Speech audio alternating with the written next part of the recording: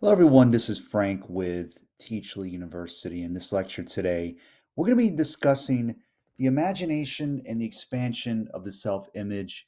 And we'll be going over Maxwell Maltz's work in Psycho-Cybernetics, a great book which I've lectured on in previous lectures and videos that I've made in the past. And we'll be diving into this a little bit more today in more detail on the importance of the self image and how our self image can really determine our reality and how we can overcome limitations and also accomplish our goals and desires. So we'll start with a quote from Psycho-Cybernetics.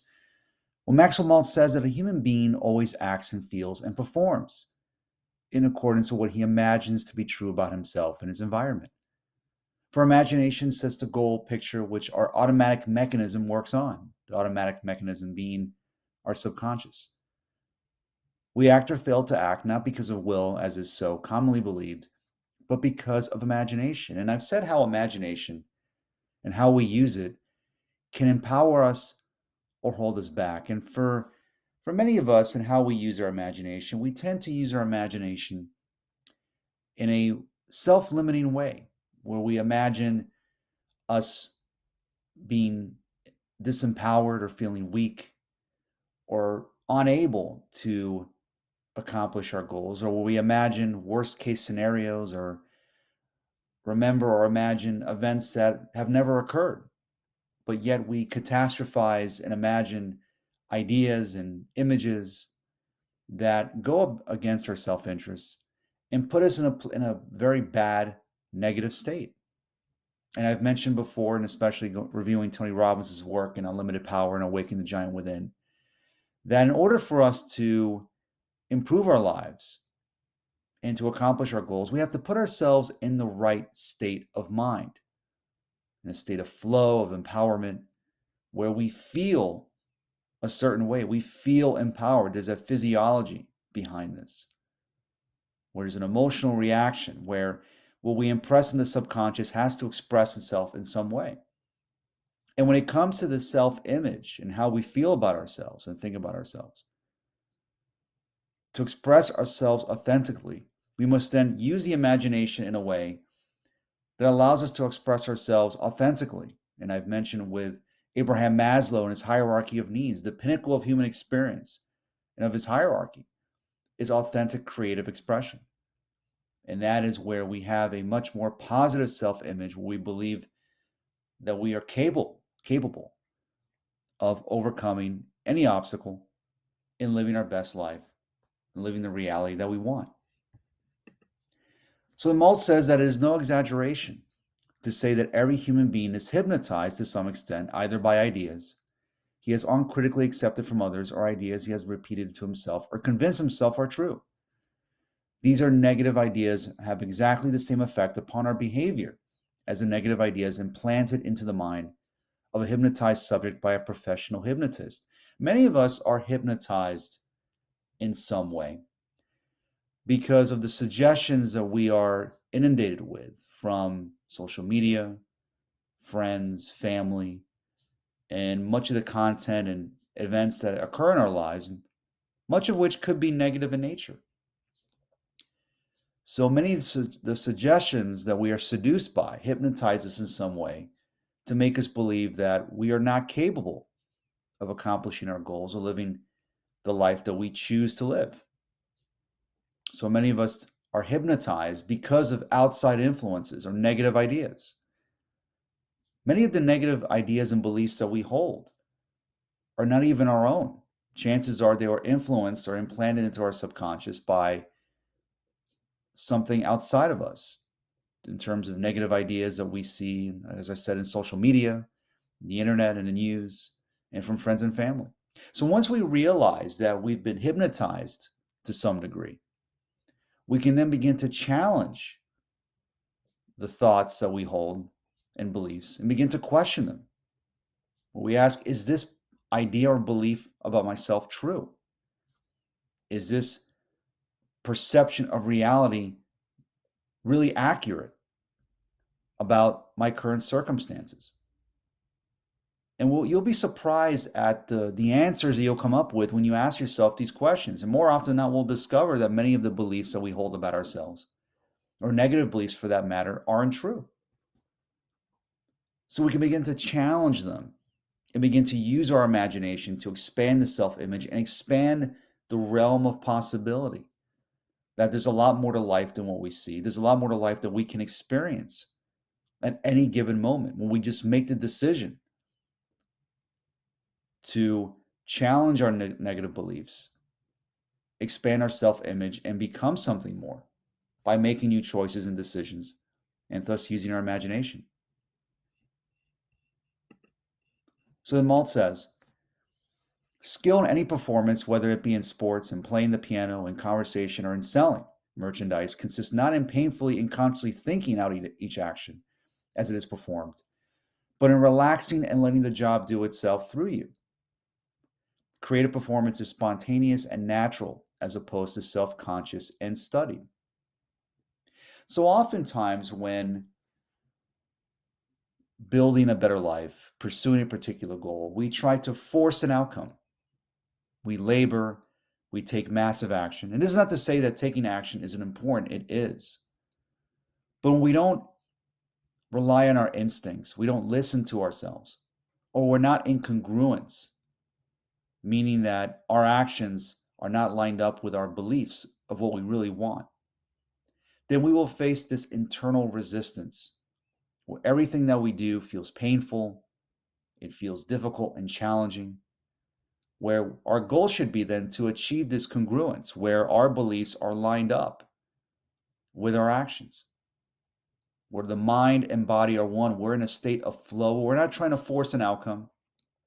We're not in a mindset of lack or frustration, where we're simply just acting to try to make up for something, to feel a certain way, where rather we focus on being in states of flow when we're in the present moment, where we believe that what we want is already here. We're taking action for the sake of the process itself. And by doing this, by staying in the present moment, meditating, journaling, and really not judging ourselves or being overly critical, we accept whatever it is that we're experiencing and allow whatever emotions we're experiencing to pass. And by doing that, we can then make new choices as to how we want to feel and use our imagination then to expand our self-image, expand about what is possible. And that is the power of living in the present moment, because when we enter these states of flow, magic seems to happen. Synchronicities, new experiences, and possibilities occur. You can do much more work in less time, and you can get more done with less effort. You're less self-conscious about what other people think because you're in the present moment where nothing else seems to matter. You're just immersed in the present moment. Now, there's no past and there's no future. There's just now. And this is an incredibly empowering experience because once we enter these states of flow more often, live in the present moment, then we have much more control over our circumstances and can decide the kind of reality we want to live. So live in the present moment. The past is gone, the future is unknown, but the present is real. And your opportunities are now. You must see these opportunities. They must be real for you. The catch is that they can't seem real if your mind is buried in past failures, if you keep reliving old mistakes, old guilt, old tragedies. Fight your way above the many inevitable traumatizations of your ego. Escape damnation by the past and look to the opportunities of the present. I don't mean some vague moment in the present, next week or next month perhaps. I mean today, this minute. Again, the importance, as Malt stresses, of living in the present moment. Because for oftentimes, many of the decisions that we make are based on the experiences of the past. Not just on past successes, but on past failures, reliving old mistakes, guilt, and tragedies, and pains that we've experienced in the past. So then if we are to create a new future, we can't expect to do that by continuing to act and think in the same ways that have led us to where we are now. It's about making new choices and decisions and realizing that at this very moment, at this minute, your life can change instantly by simply realizing that you have the power to change, that you can live in the present moment now. And by living in the present moment, you are entering the flow of life where you're not trying to force anything, you're not trying to judge, you're just living in the moment and accepting things for what they are while imagining new horizons and new possibilities and feeling with an emotional intensity that what you want is possible is in fact already here now. And when we live in the present moment, we escape then the past events, past tragedies that we have relived over and over again. By keep reliving the memories of the past, it's hard to build a new future. Thus, the importance of living in the present moment. The most liberating of all thoughts, then, as Maltz says, is to disregard or discern for what other people think. Famous mail order impresario and entrepreneur Jay Peterman wrote in his autobiography, "Once you realize that most people are keeping up appearances and putting on a show, their approval becomes less important. Excessive concern over what other people think inhibits personality more than any other factor. What can cause paralysis, at least when it comes to our decisions and how we live our lives, is when we're overly concerned with what other people think. And our self-image then, or what we think of ourselves, oftentimes can be shaped to what other people's opinions of us are. And we take their opinions too highly. Or when we are overly critical of ourselves and overly self-conscious of what other people think, we end up people-pleasing, where rather than focusing on ourselves or prioritizing our needs, we end up prioritizing the needs of others. And this should not be mistaken for kindness. People-pleasing has nothing to do with kindness. In fact, it's quite the opposite. Because we neglect being kind to the most important person in our life, and that is us, ourselves. We must be kind to ourselves first if we are to liberate ourselves from the negative junk that has held us back for so long. And when we take other people's opinions with less weight behind them, meaning that we care less about what other people think and focus on our own vision, we are no longer hypnotized from all the negative influences around us or negative suggestions that can influence us even subconsciously without us even realizing it. Liberation is self-awareness and acknowledging that we should not take other people's opinions about us very seriously. And that's not to say we shouldn't listen to the opinions of others that give us valuable advice and insight that can help us. But chances are much of the information and much of the opinions other people hold of us are probably negative in nature or are not accurate of who you really are. Thus, the importance then of really thinking for yourself and not trying to people please and hold your own opinions of yourself above what other people think of you. So Maltz says then our present state of self-confidence and poise is the result of what we have experienced rather than what we have learned intellectually. Once again, a common theme here with many of my previous lectures, that we don't intellectualize this process. Rather than our personality is shaped by the emotional intensity of past events. So then if we are to improve our self-confidence then, we must inject new feeling and new emotion behind it. Meaning that we ask ourselves empowering questions. What would it feel like if we were abundant, we were powerful, we were getting stronger and healthier? Asking ourselves these questions produces an emotional response if we do it enough times. And not to overthink this stuff. Don't overthink this process. Remember, think like a child in some ways. Children, when you observe children playing, they have a very vivid imagination. They're not afraid to experiment and play and try new ideas. So don't be afraid to entertain and experiment with new, more abundant and positive ideas about yourself. And don't worry about the how when it comes to how you will achieve a specific goal or desire. The answers will reveal themselves to you over time. That's why it is important to be in the present moment and not try to force an outcome. Live in the end. Be and act as if you are already successful. You're already whole and complete and healthy and wealthy and so on. Stop waiting and start living now and using the power of your imagination to imagine new horizons. So, what is opportunity and when does it knock? It never knocks. You can wait a whole lifetime listening, hoping, and you will hear no knocking. None at all. You are your opportunity, and you must knock on the door leading to your destiny.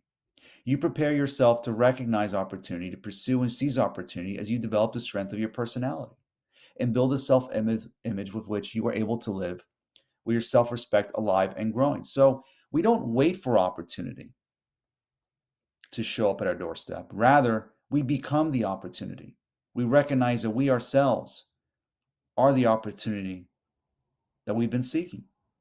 And once we recognize this, I think this is a life changing moment because we realize that everything that we've been after is already within us. We no longer have to wait to feel a certain way, to feel empowered, to feel loved, to feel successful. We can feel this way right now. And this is the precursor to manifestation. How we feel within, what we imagine, will somehow express itself in our lives in some way over time. So it is important then that we cultivate this mindset of opportunity where we begin to recognize and become aware that we are the opportunity we seek. And coming to this realization is the ultimate form of expanding the self image. Because once we realize that we are the opportunity we seek, then authentically expressing ourselves is a natural consequence of that realization. So, realizing that we have the power and the strength within us to pursue our desires and to live the life we want is an opportunity that we cannot waste. Because the longer we hold ourselves back, the longer we deny ourselves the opportunity to use these powers within us, it becomes harder and harder to do so. So do not wait. Use this opportunity now. Recognize that at this moment, this very second that you're listening and watching this lecture, your life has changed for the better. The clay or putty-like material stays soft and malleable, enough to do so many, many times. In His infinite wisdom, God manufactured the self-image of similar material, so it remains malleable throughout our entire lives. No one is ever too old, too jaded, too frightened, or too traumatized to wet the clay and begin remaking it as they imagine and desire. So imagine you are sculpting a statue. Imagine that statue representing your self-confidence, your self-image, and who you are and the life that you want to build.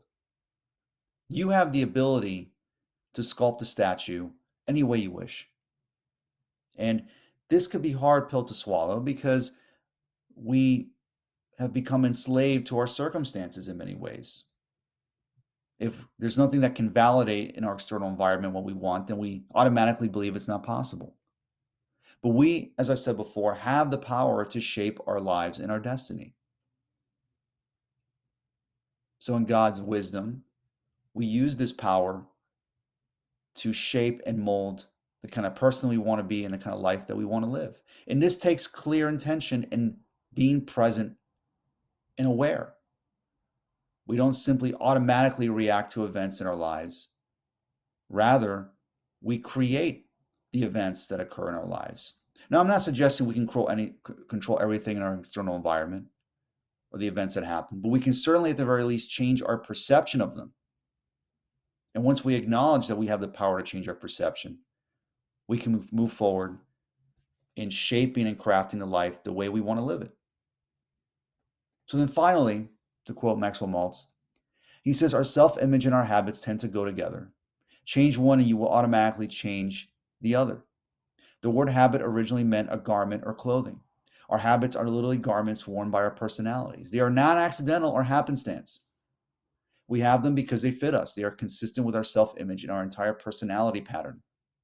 When we consciously and deliberately develop new and better habits, our self-image tends to outgrow the old habits and outgrow into the new pattern. So the term outgrow really stands out to me because I've mentioned in one of my previous lectures that in order for us to overcome our problems, or to put it another way, the mistake that many of us make when trying to solve our problems is that we solve the problem within the problem itself. By focusing on the problem, we simply give the problem more energy. Thus, it becomes very difficult to solve that problem. So, but in order for us then to overcome these problems that we have, these challenges and limitations, we must outgrow them, meaning we no longer focus on the problem. We become something more. And rather than focusing on our habits, we want to get to the root cause of what is the cause of our habits. And our habits are shaped by repetitive thoughts and actions that have molded our personality.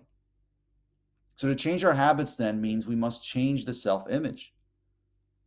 Where, for example, you're struggling financially, rather than focusing on your financial problems, outgrow them and focus on solutions. Or to put another way, focus on a new self-image of what kind of person you would need to be in order to acquire wealth. What are the characteristics? What are the personality traits? What does this person do to acquire wealth? Do they invest in stocks, start their own businesses, write books, teach? Entertain these possibilities. And when we begin to imagine this new self-image, new habits will naturally become a side effect of that. And changing habits, of course, are not necessarily easy, but they are certainly doable once we begin to see that once we change the self-image and expand it into more empowering thoughts and ideas, then new habits will naturally form. And when we use our imagination to imagine new possibilities and how we would like to live and and becoming the kind of person we want to be, then life will naturally become better, because once we expand the self-image and utilize our imagination in a more positive way, life will improve as a natural side effect. Thanks so much for watching this lecture. I'll see you next time. Take care.